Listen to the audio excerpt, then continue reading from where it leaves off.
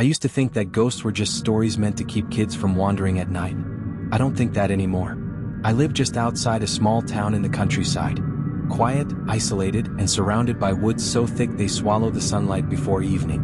My house, my cheap little miracle as I called it, sat right across from an old, forgotten graveyard. The realtor told me it hadn't been used in over a century. Most of the names on the tombstones were faded to dust. I didn't mind. It was peaceful in a strange way. But peace is a fragile thing. And I broke it the night I decided to dig. It began on a rainy Thursday night. The kind of night where thunder feels personal, like someone pounding on your roof demanding to be let in. The power had gone out around 9 p.m. I was sitting by the window with a candle, watching the graveyard through the glass. The mist clung to the ground like it was breathing. And then I saw it, a figure standing among the graves. It wasn't moving, just there. At first, I thought it was a statue, maybe one I hadn't noticed before. But then the lightning flashed and it turned its head toward me.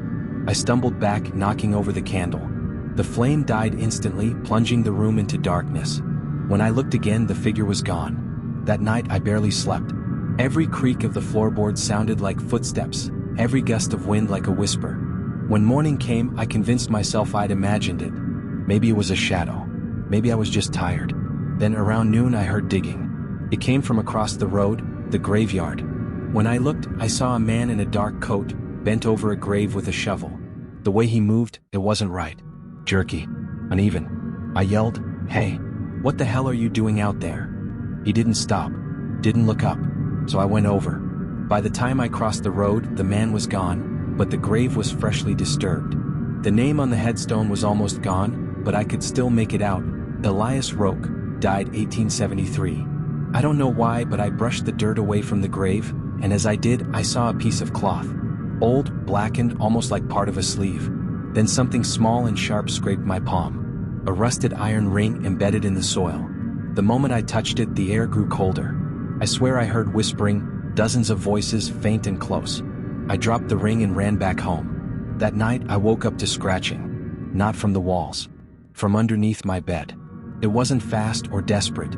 It was slow, rhythmic, like someone dragging their nails across wood. When I finally worked up the courage to look, I saw nothing. But the sound didn't stop. It moved down the hall toward the back door. The next morning, I found muddy footprints leading from my bedroom to the kitchen. Bare feet. Too long. I thought about leaving, but where would I go? I convinced myself maybe someone had broken in. Maybe the footprints weren't real. Maybe I'd sleep better the next night. But the next night I dreamed. I dreamed of Elias Roque. His face was pale and torn, his eyes like pits of coal. He spoke without opening his mouth. "You woke me, and now I walk again." I jolted awake to the sound of the front door slamming. Every window rattled at once and all the lights flickered back on, even the ones that hadn't worked in months.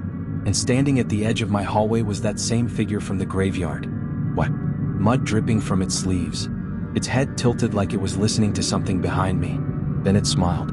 Its teeth were all wrong, black and sharp like broken glass. I ran into the kitchen, grabbed a cross from the drawer, an old wooden one my grandmother gave me. When I turned back, the figure was gone. But on the wall, written in mud, were 3 words. "Under your feet." I called the local priest the next morning. Told him everything. He didn't laugh. Didn't even seem surprised. When I mentioned Elias Roque's name, his face went pale. He said, "That graveyard was sealed for a reason." Apparently, in 1873, Elias Roque was accused of witchcraft and necromancy. They buried him in unconsecrated ground, sealed with iron bands and blessed salt, so he could never rise again. The priest came that evening, carrying holy water and a small book wrapped in cloth. He insisted we pray inside, not near the graveyard. But halfway through the prayer, the house began to shake. A low groaning sound came from beneath the floor. Then a hand, pale, soil-soaked, pushed through the cracks in the wood. The priest began shouting Latin, sprinkling holy water everywhere. The hand shriveled back into the floor, the board ceiling as if breathing shut. When it was over, he told me, "You have to leave this place. Tonight." I packed what I could and ran. From the car, I looked one last time at the house. The lights were on in every window. And in the upstairs room, my room, I saw a silhouette standing by the glass. It raised its hand and waved. That was 3 years ago. I live in the city now. No trees, no fog, no graveyards. But last night, I woke up at 3 a.m. to the sound of shovels hitting dirt. I looked out my window, and in the empty lot across the street there was a man digging. He looked up, and for just a moment, lightning lit his face. Elias Roque, still smiling. I used to think kids were safe from the darkness of the world, that their laughter, their innocence, somehow kept evil away. But I learned something the hard way: the dead don't care about innocence. They just want to be remembered. We moved into that house in early spring. It was cheap, suspiciously cheap, but it was big enough for me, my wife, and our two kids, Emma and Ryan. The house sat on the edge of a small rural town, with acres of woods behind it and an old rusted gate across the street leading to a graveyard. The realtor said it hadn't been used in decades. I remember laughing about it. Hey, free Halloween decorations year-round. But from the moment we moved in, Emma hated it. She was only 8, but she said the strangest things. "Dad," she whispered one night, "the people across the road don't like it when I stare." I chuckled at first, assuming she meant shadows or trees. But then she added, "They told me not to play on their grass again." We hadn't let her outside yet. A few days later, Emma began talking to someone we couldn't see. She'd sit on the porch steps, facing the graveyard, whispering and giggling as if she had a friend there. When I asked her about it, she said his name was Jacob. "He's nice, Daddy." He said he used to live here before the ground swallowed him. That night, I checked the graveyard out of curiosity. It was smaller than I thought, maybe 30 or 40 graves, most of them too old to read. But there was one that stood out. The headstone was clean, untouched by moss or time. It read, "Jacob Wren, 1968 to 1975. 7 years old." After that, strange things started happening around the house. Ryan, my younger boy, would wake up crying, saying he heard someone tapping on his window. The next morning, small handprints, too small to be mine, too large to be his, were smeared across the glass. We started hearing knocking late at night. Always 3 knocks. Sometimes on the walls, sometimes from inside the closets. One night, I stayed awake just to catch whatever it was. At exactly 3:17 a.m., the hallway light flickered, and I heard footsteps, soft, dragging ones, moving toward the kids' room. When I opened the door, Emma was sitting upright in bed, staring at the window. She smiled faintly and whispered, "He's cold tonight. Can Jacob sleep inside?" I froze. Her breath fogged the air, but the heater was on. Behind her, the curtains fluttered even though the window was closed. And for a split second, I saw a small, pale face reflected in the glass. A boy's face, half buried in dirt, grinning. The next morning, I went across the road. Something inside me snapped, fear mixed with anger. I found Jacob's grave again. But this time, the earth above it was disturbed, freshly dug, as if someone had clawed their way out. I called the police. They came, looked around, shrugged, said maybe an animal did it, but I knew better. That night, the knocking came again. 3 times. Then silence. And then the sound of something dragging across the floor downstairs. When I went to check, I found muddy footprints, small, bare feet, leading from the front door into the living room. The door was still locked. The next day, I took the kids into town while my wife stayed home. When we returned, she was sitting at the kitchen table, pale and shaking. She said an old man had come by, claimed to be the gravekeeper. He told her something that made my blood turn to ice. The graveyard wasn't just a burial site. It was a containment ground. Apparently, in the 1800s, a priest had sealed dozens of restless souls, thereafter a series of child disappearances. The town kept quiet about it for generations. The man said the seal was breaking, that when the living settled too close, the dead remembered what it felt like to breathe. I wanted to leave that night, but it was too late. At 3 a.m., Emma started screaming. When I ran into her room, her bed was empty. The window was wide open. Outside, fog rolled over the road like a tide. I saw her, standing at the gate of the graveyard, holding hands with a small boy. "Emma," I shouted, "come here." She turned, but her eyes were glassy, like she was sleepwalking. The boy beside her looked up at me, and even in the darkness, I could see his teeth, long, jagged, too sharp for a child. I ran across the street, but the air got heavier, thicker, like wading through water. The boy's face started to change, his jaw stretching unnaturally, his skin peeling like wax. He opened his mouth and a sound came out. Not a scream, not a growl, just a deep, hollow whisper. "You said we could play." Hands, dozens of them, burst from the ground, gripping my legs, pulling me down. I screamed, grabbed Emma, and yanked her free. When I turned back, Jacob was gone. So were the hands. Only one thing remained on the ground, the small iron cross from Emma's necklace. We left the next morning. Never went back. The house is still there though, boarded up now. Sometimes I drive past it on my way to work. The gate to the graveyard always seems slightly open. And once, just once, I saw two kids sitting on the porch steps playing in the dirt. One of them had Emma's necklace. I've always been the kind of person who doesn't believe in curses. At least I wasn't until I moved next to one. It started with a job offer. After months of unemployment, I found a caretaker position through a local listing. Small salary, but it came with a free house. The only catch: it sat right next to a graveyard. The town was called Hollow Creek, a quiet place that barely existed on the map. The kind of place where everyone knew each other, and no one liked strangers. The graveyard, though, that was different. It wasn't maintained by the church. It wasn't even fenced properly. Just old stone markers sinking into overgrown grass, some broken, some burned black. The house they gave me sat 50 feet from the first row of graves. The porch faced them directly, like a man forced to watch the past rot. The real estate agent told me it was peaceful. But peace doesn't hum like that low, endless vibration you feel under your feet when the world goes quiet. I moved in on a Thursday.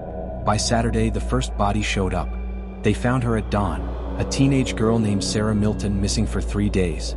She was lying near the cemetery gate, her face pale and her body clean, too clean like she'd been washed. The strange part? There wasn't a single drop of blood in her. The coroner said she looked drained. That night I couldn't sleep. I kept hearing the wind through the trees, but it didn't sound like wind. It sounded like whispering. Around 3 a.m., my front door creaked open by itself. When I checked, no one was there, but muddy footprints led from the steps toward the graveyard. Bare footprints. They stopped at a cracked tombstone engraved with one word: returned. The next morning I asked around at the diner. Every conversation ended the same way: silence.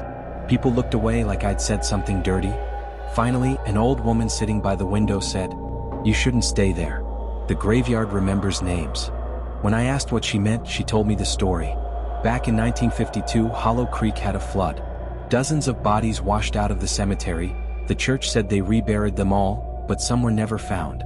A week later, people started disappearing. They'd go to bed, and by morning their beds were soaked in water and mud. No one saw it happen, but sometimes the missing were found wandering near the graves, dazed and silent, before dying within days. They said it was the drowned ones trying to take new bodies to replace their own. I laughed it off, until I found the first one myself. It was raining hard that night. Thunder rolled over the hills, shaking the windows. I saw movement through the downpour, a small figure standing among the graves, completely still. At first I thought it was a child. Then the lightning flashed and I realized it was a boy, soaking wet, head tilted, eyes black as pitch. He stared at me, then smiled. When I blinked, he was gone. The next morning, the sheriff's car was parked outside. A local kid, Ethan Carver, age 10, had gone missing overnight. His house was less than a mile from mine. They found his bike by the cemetery gate, and near it, small muddy footprints walking toward the graves. By now I was too afraid to sleep. Every night around 2:45 I'd hear the same sound, slow rhythmic digging. Not from outside. From underneath my floorboards. I moved the couch, peeled up the rug and found a patch of dirt. Fresh dirt. Something had been tunneling beneath my house. When I pressed my ear against the ground, I heard a faint wheezing, like someone trying to breathe through soil. I grabbed my flashlight, ran outside and shone it across the graveyard. Dozens of graves had been disturbed, small mounds of earth as if they'd been opened from the inside. Then the whispers came again. Hundreds of them. That night the power went out. I lit a lantern, shaking, my hands cold and slick with sweat.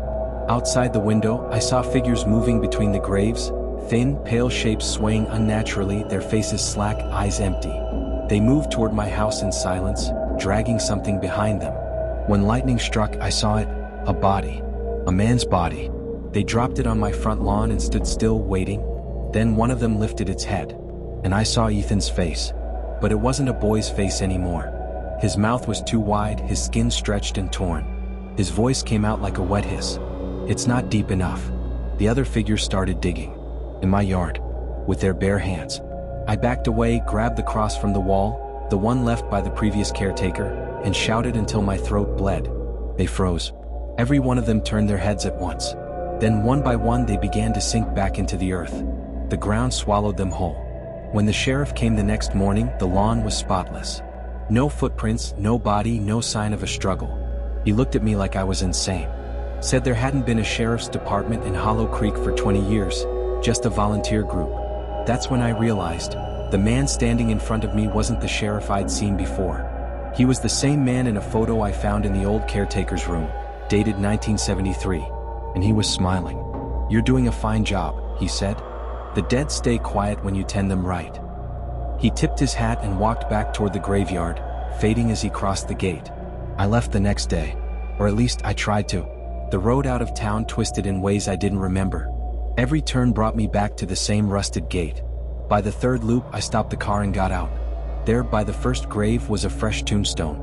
It was blank, except for one line carved crudely across the bottom. "Caretaker, arrived 2025. And right beneath it, the soil shifted. A hand, pale, bloated, and dripping, reached up, brushing against my ankle. I ran.